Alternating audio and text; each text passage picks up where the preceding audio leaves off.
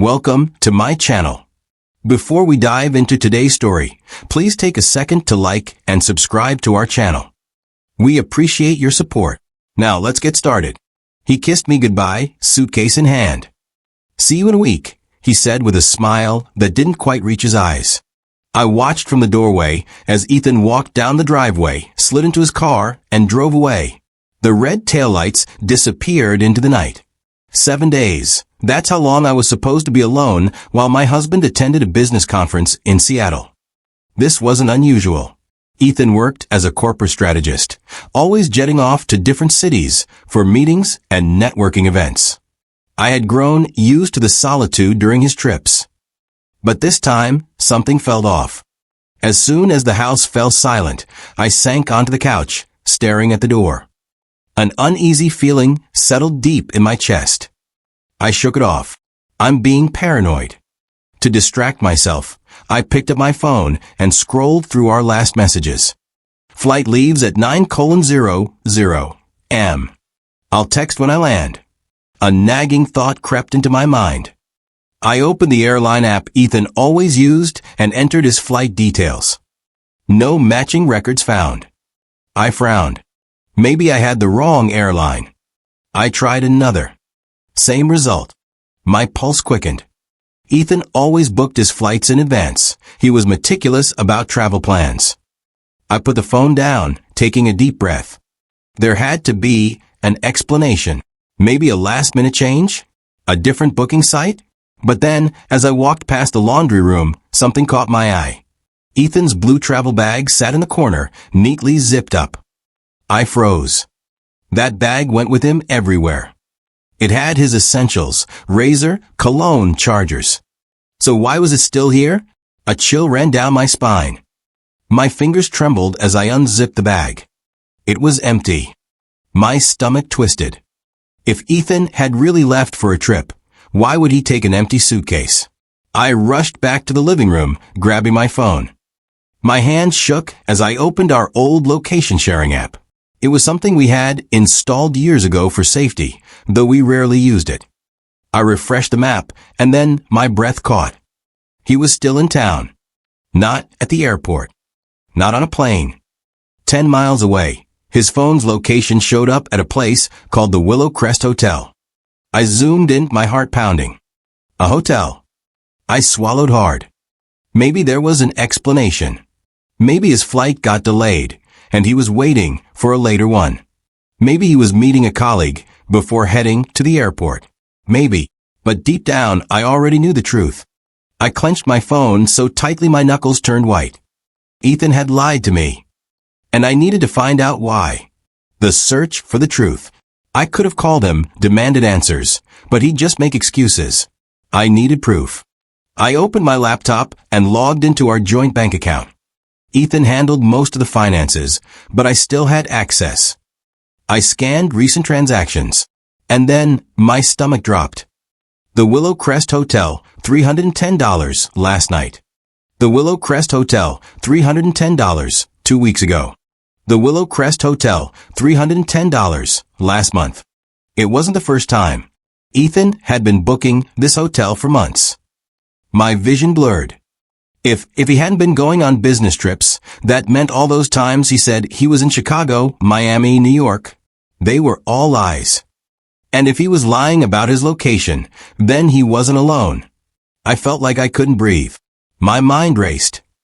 I scrolled through Ethan's call history. One number appeared again and again. Unlisted. No name saved. I copied it and sent a message to my best friend, Lila. "Can you do me a favor? Call this number. Don't say anything, just listen." Lila didn't ask questions. A few minutes later, she texted back. A woman answered. She said, "Hey babe, you there?" I felt like I had been punched in the gut. A young woman. Calling my husband babe. Babe. I had all the proof I needed. Now I just needed to see it for. By morning, I was in my car parked outside the Willow Crest Hotel. Ethan's black Audi sat in the lot, the same one he had driven away in last night.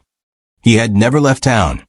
I took a deep breath, gripping the steering wheel, so hard my fingers ached. For a second, I considered just leaving, pretending I never saw any of this. But no, I deserved the truth. I stepped out of the car and walked into the lobby. The receptionist barely glanced up.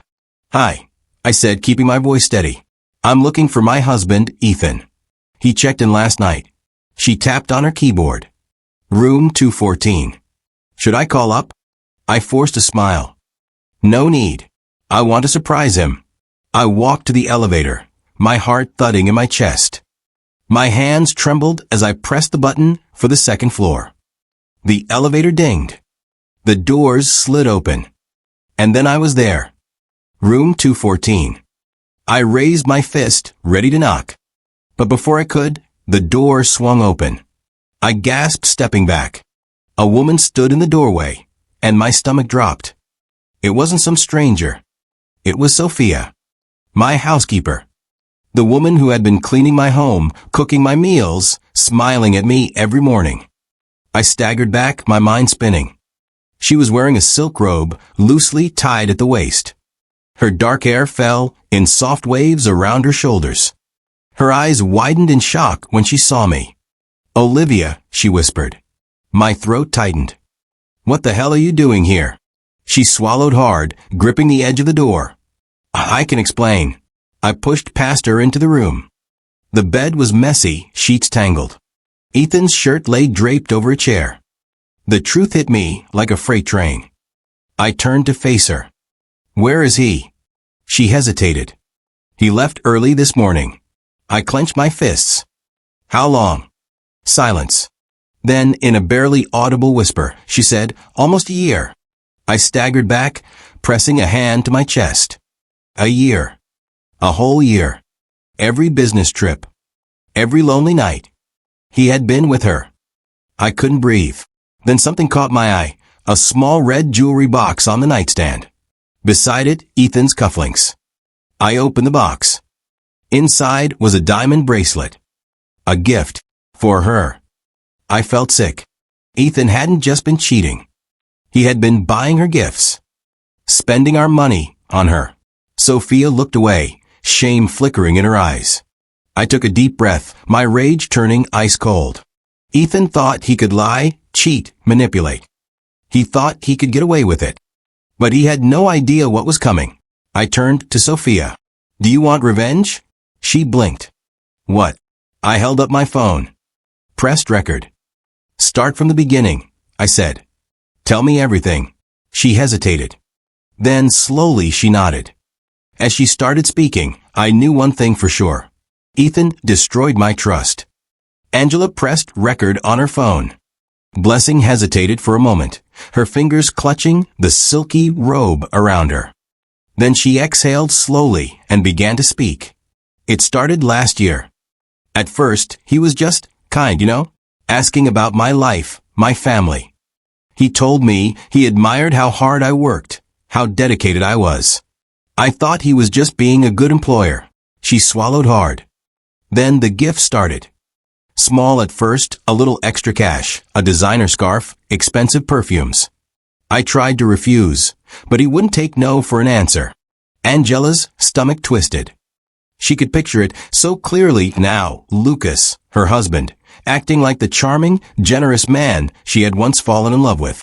But underneath, he was calculating. Manipulating. Blessing's voice shook as she continued. "Then, one day, he told me he had feelings for me. I was shocked. I told him I wasn't interested, that I worked for you. But he laughed.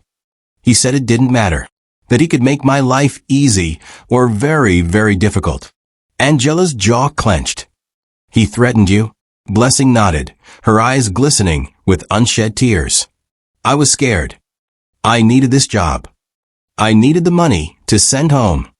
When I tried to quit, he told me he'd ruin my chances of finding another job," he said. He knew people, that no one in the city would hire me if he spoke against me. Angela's fingers tightened around her phone. Lucas had always been persuasive, always knew how to get what he wanted. But she had never imagined he was capable of this. "And so I gave in," Blessing whispered.